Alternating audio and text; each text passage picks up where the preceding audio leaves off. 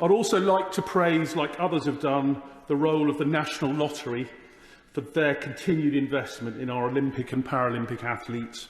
It's truly the case, and the evidence to support this is absolutely clear, that the funding provided has transformed UK performance in the Olympics and Paralympics and other international competition since the days of underachievement pre-2000. It's critical that we see this government working in partnership with sporting bodies build on this success and help transform the UK as the newly reformed all-party parliamentary group on sport and physical activity, brilliantly supported by the Sport and Recreation Alliance, is calling for, and I'd just like to briefly pay tribute to the amazing chairship of that APPG by the member for Spen Valley over many years, but they are calling for the UK to become the most physically active nation in Europe, and it's really important that we get behind that call. Madam Deputy Speaker, sport also has a unique power to bring communities together. As a very amateur cricketer, one of the joys of the game has been the chance to play against and alongside people from a host of different backgrounds and lived experiences.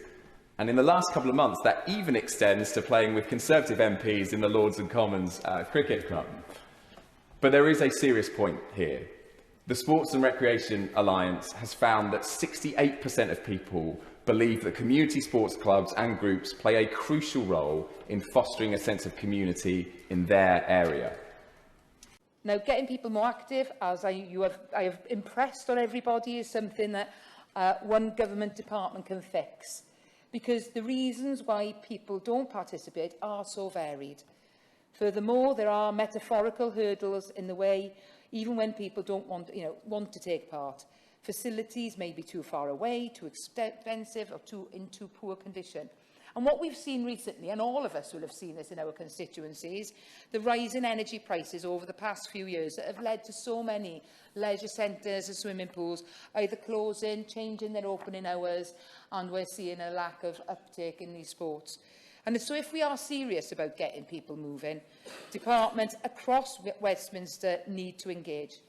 As she talks about legacy, it's got to be, in my view, our young people seeing themselves playing the sports and on the pitches. And so, with that in mind, would my honourable friend join me in congratulating Dan Bingham, who won silver on the cycling track? He was born and raised in Newcastle-under-Lyme, and I think speaks to just how we can maintain that legacy by our young people seeing those who did so well and follow their lead. This debate has been a brilliant opportunity to outline this government's commitment to maximise the legacy of our biggest sporting events. We are, of course, committed to supporting sport and physical activity, whether that be our Olympic and Paralympic future stars, funding our grassroots sports system to ensure everyone has the access to sport and physical activity that they deserve. So I once again thank my honourable friend for bringing this important debate. My Lords, is what are we doing for grassroots sport? What are we doing to encourage it? The first thing we do is we need to encourage people to play it. Now, the School Sports Partnership was probably the first attempt to break a formalised link, as opposed to the brought about because of the break of the link between school sport and these local community groups that was happening. Had to come in, we tried it, it got cut. We've got to try and get something else in there that encourages that link from school to club, to keep that going. Because if you only take your sporting activity in educational circumstances, we know you stop when you leave those educational institutions, in the majority of cases. The 16, 18, 21 link when people drop out of sport is incredibly well established. We've got to make sure that people carry on. The College of Policing research on sports programmes designed to prevent crime and reduce reoffending confirm that these programmes do just that, as well as discouraging criminal behaviour and related attitudes and improving psychological outcomes such as self-esteem and emotional well-being. So to deliver these important programmes, we need to have a vibrant and sustainable community sporting sector. However, enabling sport and physical activity to solve this range of societal challenges, from obesity to criminal justice, in financially constrained times, requires increasing delivery with existing community context and an infrastructure in a cost-neutral manner. Crucial to this effort are facilities, including sports and leisure centres, swimming pools, playing fields, parks, and the opening of more school facilities to their local communities, and not to mention the thousands of sports clubs all over the country. So there's many different ways to measure the impact of sport. Social return on investment, psychological impact. The medal table, of course, is a hard outcome. And major games are important, but I think we have to be careful not to overemphasise the impact of watching sport and events. It certainly brings people in, but we have to find smarter ways to keep them involved. And I'm delighted that the Noble Lord Wood quoted Jurgen Klopp. I'm a huge fan of his. I'm going to raise it up a level to quote Nelson Mandela. Nelson Mandela said sport has the power to change the world, and I absolutely believe that.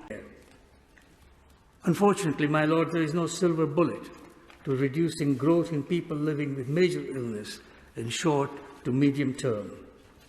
Diseases that affect millions, diabetes, cardiovascular disease, stroke, some cancers, chronic lung disease, are all amenable to either prevention or early detection. Focus needs to change to prevention in health, not just healthcare. From I am ill, I need to get better, to I don't want to be unwell. Countries that have recognized this are seeing the benefits of higher life expectancy and people living more years in good health and economically productive. My Lords, the moral argument for this focus on prevention and upstream focus is very, very strong. But the economic argument is absolutely overwhelming.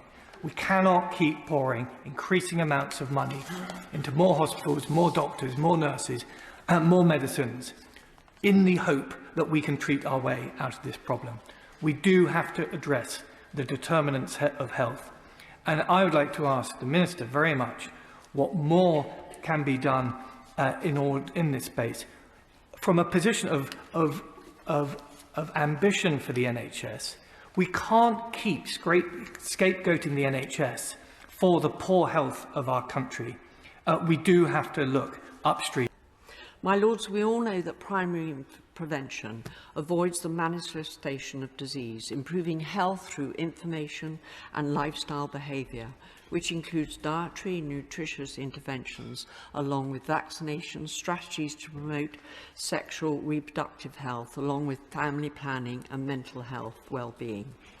And if this healthcare can be provided in the community, in family hubs, schools, the workplace, medical centres and homes, it obviously frees up hospital beds. We all need to work together to make sure we get more sport in school, more people active and equal opportunities for young girls in school across the country. Shall the Secretary